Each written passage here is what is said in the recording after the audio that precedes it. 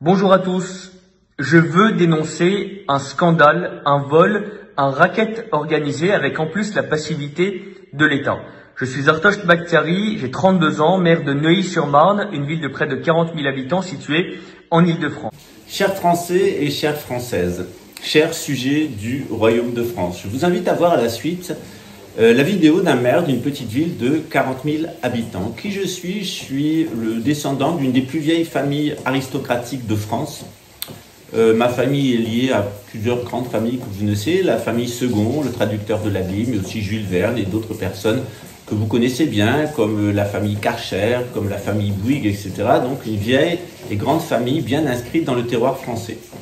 Actuellement, je vis au Brésil où j'ai demandé et reçu l'asile politique. Alors je vais vous expliquer pourquoi et quel est le lien avec ce maire. Depuis l'âge de 14 ans, j'ai dénoncé ce qu'on appelle maintenant la pédocratie à la française, c'est-à-dire que dans l'école où j'étais, dans la commune où j'étais, il y avait des activités pédophiles et qu'elles étaient couvertes par les renseignements généraux. D'autre part, il y avait du narcotrafic et que ce narcotrafic permettait d'alimenter des réseaux de corruption à l'intérieur de la République, en particulier de la police, de l'armée, de la pénitentiaire et de la justice, et qu'il y avait des assassinats politiques.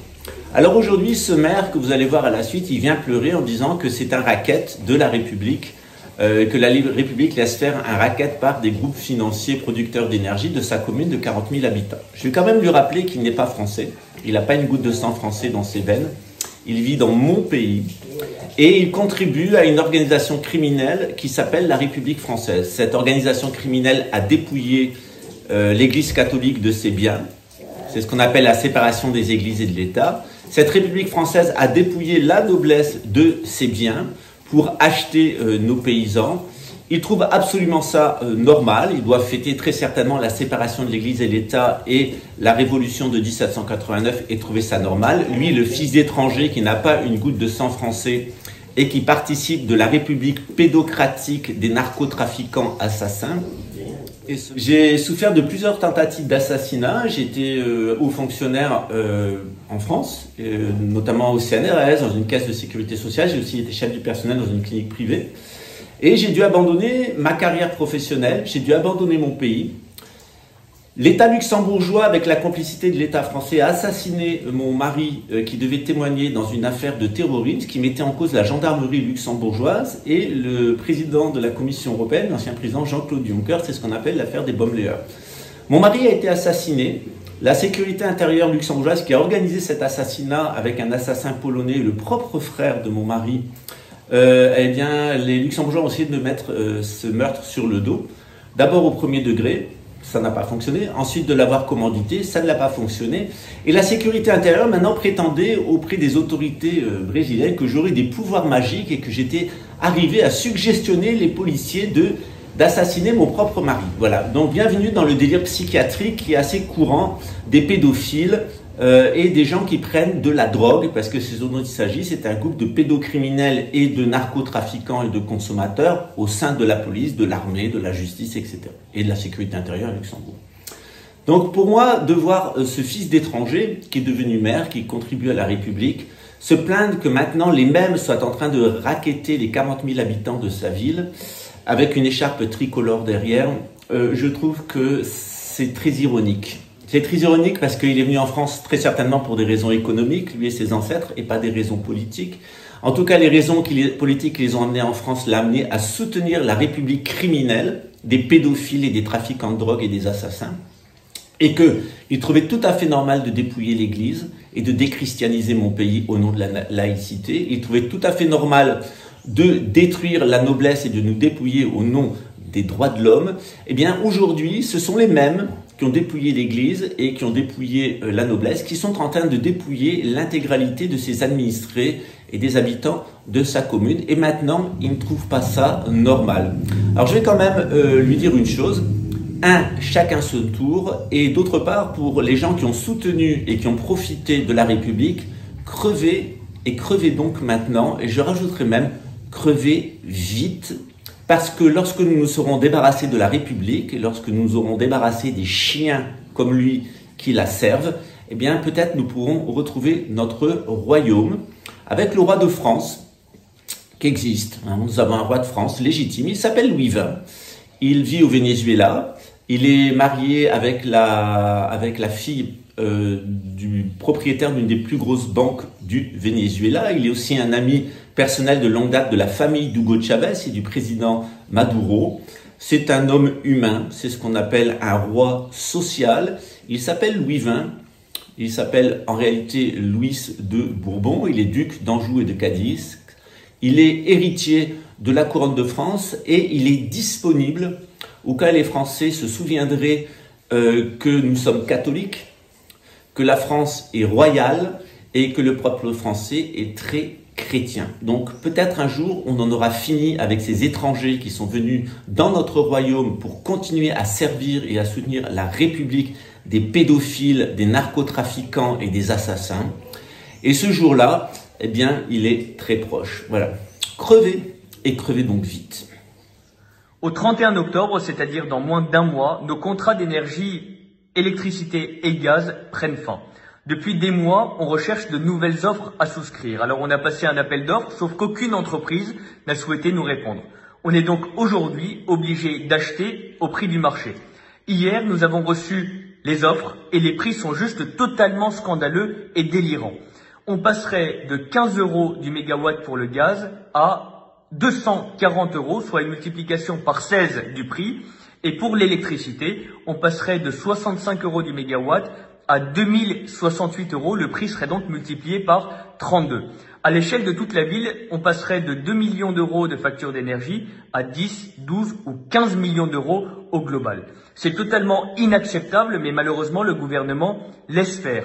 Vos communes, partout en France, sont à genoux. Mais quand on sacrifie les communes, on sacrifie les écoles de vos enfants. On sacrifie les gymnases, les associations, les sports, les espaces culturels.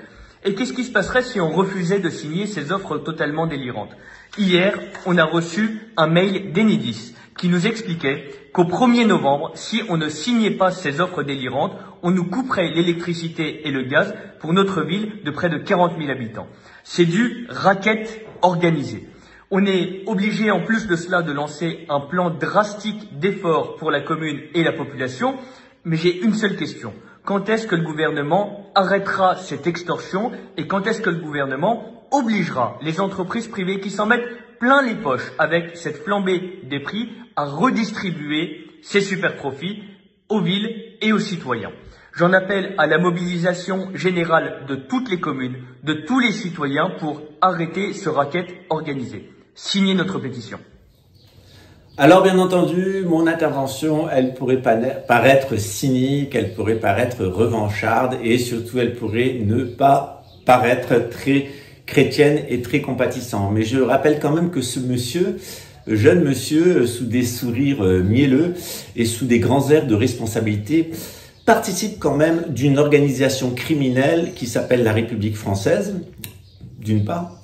D'autre part qu'il est étranger, donc il n'a aucune légitimité du point de vue chrétien et du point de vue royal pour obtenir et pour occuper les fonctions qui sont les tiennes, qu'il est donc le collaborateur d'une puissance criminelle qui occupe notre royaume avec la complicité d'étrangers, et que je ne vois pas pourquoi je me comporterai chrétiennement avec des gens qui, eux, sont directement au service de l'antéchrist et de ce qu'il faut bien appeler la synagogue de Satan. Alors peut-être un jour, les Français sortiront de leur ivresse, cette ivresse nationaliste qui a été ouverte par Philippe le Bel, qui a provoqué eh bien la destruction de la couronne de France, qui a provoqué l'invasion de la France par l'Angleterre, qui a provoqué la guerre de 100 ans, puis les grandes épidémies et tout ce qui s'en est suivi jusqu'à la Révolution française. Peut-être un jour, eh bien, on apprendra aux Français que cette folie de Philippe le Bel, elle a pris fin grâce à Jeanne d'Arc, Jeanne de France, qui a dédié le royaume de France au Christ, qui est roi de France, et à la Vierge Marie, qui sont reine de France. Et puis peut-être un jour, les gens qui vivent en France, après les épreuves qui les attendent dans le cas de la Troisième Guerre mondiale, de la grande tribulation et des 3 jours d'obscurité, vont se rappeler que c'est Dieu qui règne sur la terre et que si Dieu règne sur la terre, c'est parce qu'il le fait à travers la Sainte Église qu'il a administrée sur terre, à travers la noblesse à qui il a donné mandat eh bien, de faire fructifier et de protéger nos territoires. grâce à nos paysans qui protègent la nature, dans lequel il n'y a pas de produits chimiques, dans lequel il n'y a pas de produits atomiques et dans lequel il n'y a pas de mutation génétique permise par le christianisme, et puis de nos artisans qui produisent des biens durables qui sont utiles à tous et qui ne sont pas impliqués dans cette espèce de fièvre consumériste qui importe des produits des quatre coins de la planète, menaçant jusqu'à la survie de 7 milliards d'individus dans le cadre d'un vaste délire de gouvernance mondiale porté par des crécelles de services comme Bernard-Henri Lévy, Jacques Attali, Alain Bauer et bien d'autres encore. Peut-être un jour, ceux qui restent de Français en France, après la grande tribulation qui nous attend, se souviendront eh bien, qu'il y a une église qui a toujours aimé Dieu, qu'il y a une noblesse qui a toujours aimé la France, et qu'il y a des paysans qui ont toujours aimé leur terroir et des artisans qui ont toujours aimé leur œuvre et leur travail et leur création. Et c'est à cela que j'entends m'adresser. Nous reviendrons, le roi reviendra, l'Église reviendra. Ceux qui aiment Jésus, ceux qui aiment la France, ceux qui aiment la nature, ceux qui aiment les savoirs et les techniques de nos artisans, eux, ils auront toujours leur place en France. Quant aux étrangers, comme lui, qui sont les agents des boutiquiers, eh bien, c'est une guerre civile qui vous attend maintenant, après l'assassinat très certainement, disent les prophéties d'Emmanuel Macron, par eh bien, un agent de la République d'origine polonaise qui sera nommé ministre des armées. On sait déjà son identité puisqu'il y a des militaires monarchistes et qu'il parle. Je connais l'identité de l'assassin d'Emmanuel Macron et je sais que le programme est ensuite de mettre le Front National au pouvoir, de provoquer une guerre civile, l'invasion du sud de la France par l'Algérie pour des raisons de maintien de l'ordre et l'invasion de la France par la Russie. C'est la prophétie de France à laquelle je vous propose de vous intéresser, notamment en vous abonnant à la chaîne YouTube La Fin des Temps, puisque nous sommes un groupe de Bretons, nous sommes un groupe de chrétiens, un groupe de monarchistes, à soutenir notre famille royale et à soutenir l'Église catholique telle qu'elle n'aurait jamais dû cesser d'être, traditionnelle, à soutenir le christianisme, à soutenir nos paysans et à soutenir nos artisans. Donc on existe, on est toujours là, on reviendra, et comme vous le voyez aujourd'hui, eh bien, les mêmes qui ont dépouillé l'Église, les mêmes qui ont dépouillé la noblesse, sont en train de dépouiller ce qui reste de la France, sont en train eh bien, de finir de dépouiller l'Église, notamment de sa foi, puisque même le pape dit que Dieu n'existe pas.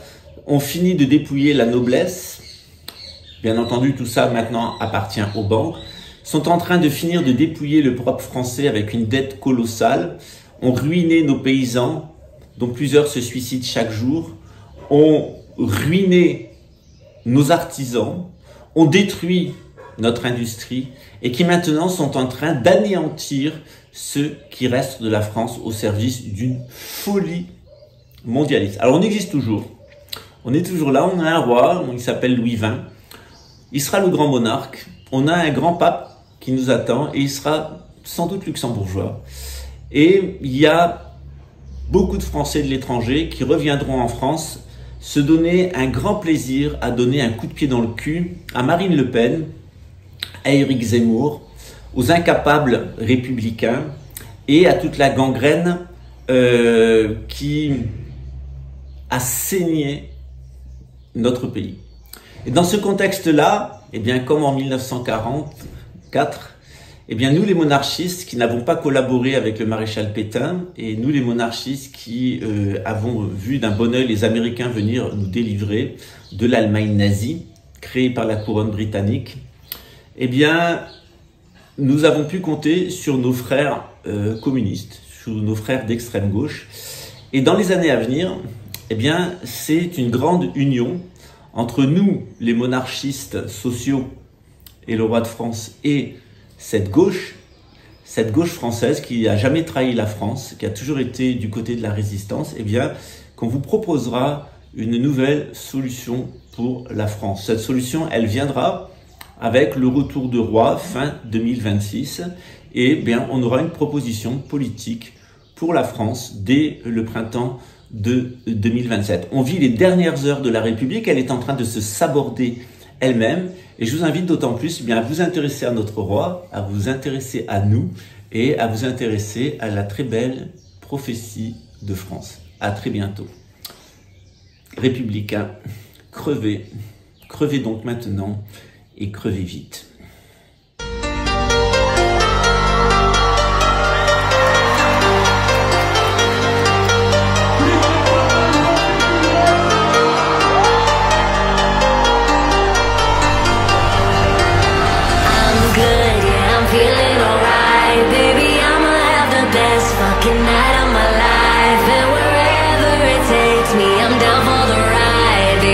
You know I'm good.